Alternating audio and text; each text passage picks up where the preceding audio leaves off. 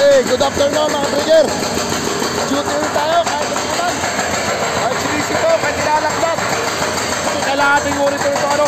Mag-refresh sila rito, ayan. Malaki na natap-tap. Malaki na natibag nila sa ano, sa wool nila. Sa wool natin. Pero ako, napakalit lang yan. O, dalawa sila bumabanat. Maayos pa. Maayos na, okay na. Natap-tap na. Oo, ang galing.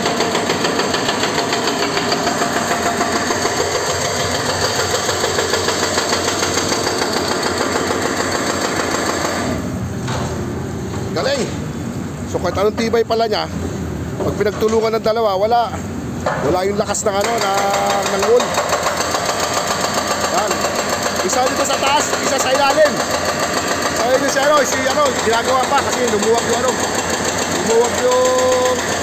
gulong niya. Ginagawa, mamaya pupunta yan dito. Mababaw. Ayos. So, napapabilis na yung trabaho natin. Galing.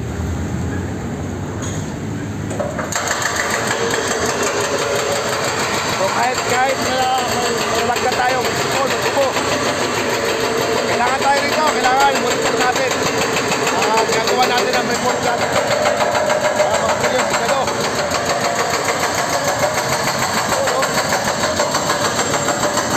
Kaya lang mga pinapasa namin sa kabila, kung nakapansin nyo, yung mga nauna kong video, nagpapasa ako ng mga document doon sa loob.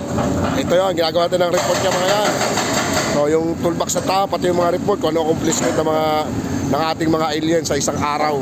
Yan ang ginagawa natin. Ito naman ngayon, medyo may problema doon sa ano, sa pusang natin. Pusang, yung pinaka-important, tumagis ng tubig. Tumagis yung tubig sa ilalim.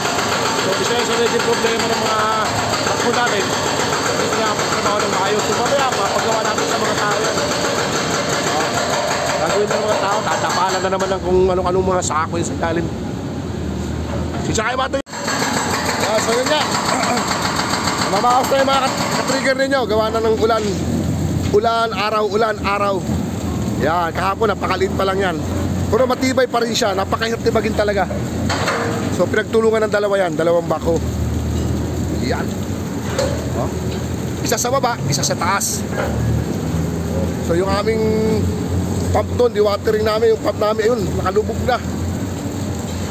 Continuous yung tubig namin. Kasi kailangan mahirapan sila pag may tubig yan. Kung nagbabakbak sila. So continuous yung namin, yung pump. Ito na, gumagalaw na si Alien 2, ayun na. Napapanat na siya rin sa taas. Monitor natin sila. So bilang martial, minumonitor ko rin sila kung ano yung delikadong area na ano nila, pati safety, kasama safety dito. Kung saan sila dapat tumuisto. So ito area na ano, medyo delikado ito. Kaya ako sa labis na kapon na medyo umusog siya roon sa gilid. Pero matibay naman yung ano yan, yung lupa niyan. Kasi ano yan, concrete yan, saka adobe. Kaya papahanap ko silang dalawa mga trigger. Basta nyo, paano banatan yan. So yun, nagsa-sign language yung ating operator si Jose. Sabi niya, paputol na yung mga bakal yun. Yung bakal doon kasi lalaki ng mga bakal na yan bago tirahin. Pero wala pa tayo kasi tilin. Yung mga bakal na yung mga katrigger. Nasa 60 yan, 60 mm. Dumplis ang depth ko yan yan. Yung titirahan niya yun, malaking bakal yun. So sabi niyo sign lang ko sa akin, pakutog na yung mga bakal bago yung tirahin. Kasi lulusot-lusot lang yung breaker niyan. Pagkatitira niya, lulusot-lusot lang yung breaker doon sa mga bakal. So, tuloy-tuloy pa rin ito si alien rin natin.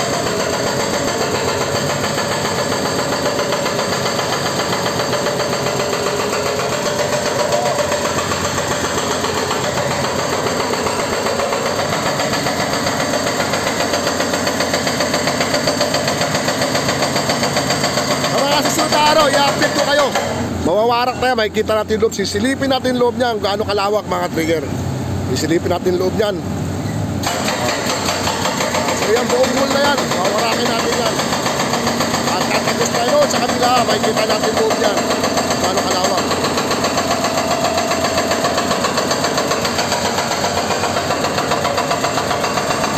Nag-uusap yung dalawa kung paano maganda gawin doon sa bakal. Kasi gusto niya, paalis yan. Lalagay rin, acetylen.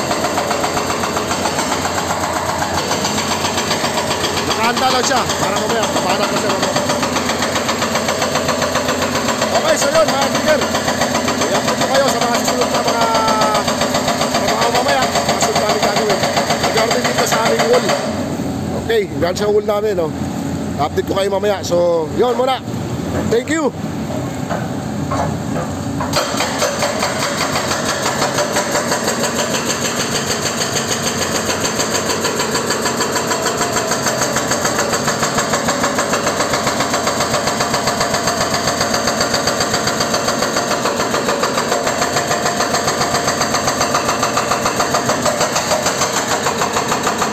Napakakapal talaga, grabe. Sa buong araw, yan na ang trabaho natin. Pero of course, may sila, pero sa mga idea.